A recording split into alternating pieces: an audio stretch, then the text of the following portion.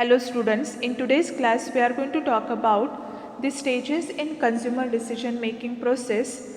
But before that, first let us understand what is consumer decision making process and why marketers need to understand the consumer decision making process.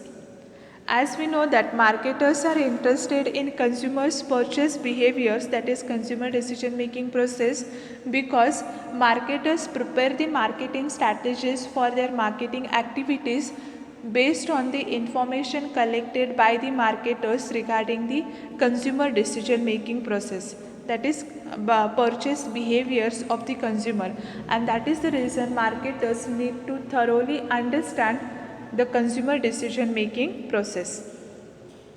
Now, what is consumer decision making process? Consumer decision making is a choice amongst various alternatives that address problematic issues like what product to buy, from where to buy that product, when to buy it, how to buy, and how much to buy is called as what? Consumer decision making process. And consumer decision making also involves a continuous flow of interactions among various environmental factors, cognitive and affective processes, and behavioral actions of the consumer. A consumer's decisions are based on the knowledge, affect, and the behavior related to the marketing mix of particular goods and services which he or she wanted to purchase. There are total 5 stages in the consumer decision making process. The first one is need recognition or problem recognition stage.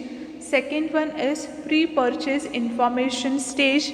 Third one is evaluation of alternatives. Fourth one, purchase decision. And the last one is post-purchase outcome and reactions.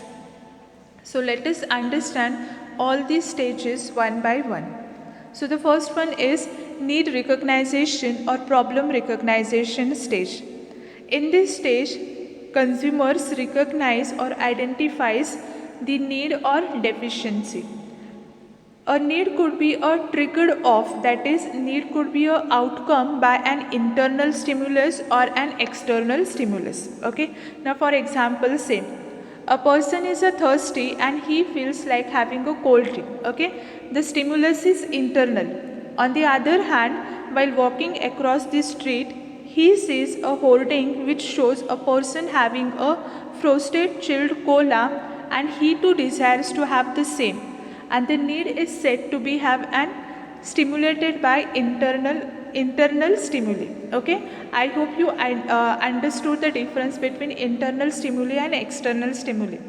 When you are hungry and you feel to have a rice or roti, that is called as what? Internal stimuli. Okay, and when you watch a advertisement on television about the pizza or burger and you started feeling hungry, that is caused by external stimuli.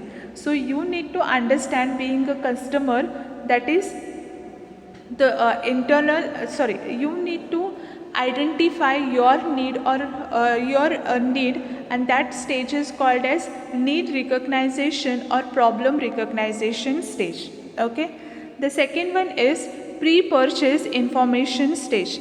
After a need is recognized, the consumer goes for an information search, okay, by which based on that information he or she make the right purchase decision, and for that he gathers the information about the product category and the variations available in the product, the various alternatives available in the product, and the various brands. Okay, he collects information about all these things. The information he can collect from two sources. Okay, there are two types of sources from where the consumers can collect the information. The first one is internal sources and the second one is external sources. Internal sources includes the consumers and his self. He recalls information that he stored in his memory, that is comprising information gathered and stored as well as experiences, direct as well as indirect. Internal sources sufficient when it is a routine purchase and the purchase of the product required low involvement. Okay, you can take the help of internal sources where if it is a routine purchase where the less involvement will be there. So at that time you can take the help of internal sources to collect the information about the product. But when it comes to the product where the consumer's involvement is more, that is it may be in the form of economic, that is when he has to spend huge amount of money, time, energy, at that time he can take the help of external sources. Here consumer seeks information from the external environment, that is external sources. Information include, first one is interpersonal communications with the family member, friends, work peers, opinion leaders, and also you can take the information from marketing communications or commercial information, that is advertisements, salesperson, company website, magazines, etc. Okay, so you can collect the information about the product and services which you want to purchase from both internal sources as well as external sources.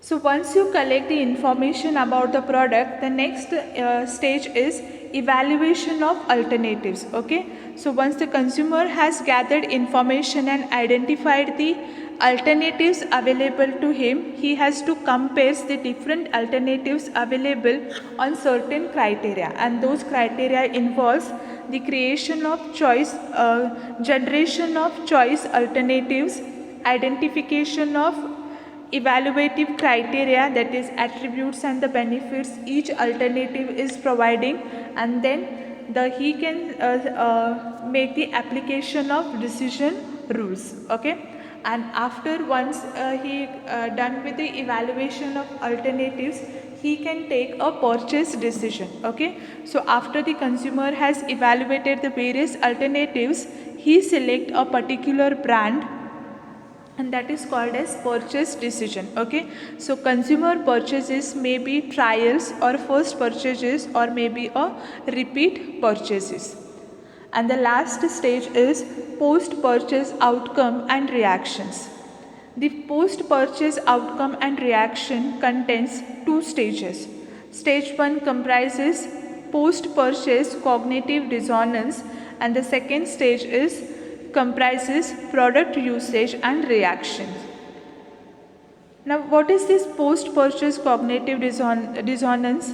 This is a feeling of a tension and anxiety that a consumer experiences after purchase of product. And when this happens, if you are not happy with the product or the goods what you are purchased. Okay, and the second stage, product usage and reaction.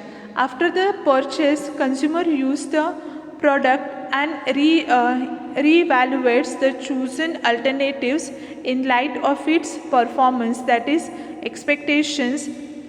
This phase is significant as it acts as an experience and gets stored in the memory, affects future purchase decisions and act as a feedback. Okay, in first stage in cognitive dissonance, this is a feeling of tension and anxiety about like that a consumer experiences after purchase of a product. It may be like he will be in tension or anxiety regarding how the product or services may be. Okay, and the second stage is once you receive that product, when you start experience it, so this is the product usage and reaction stage.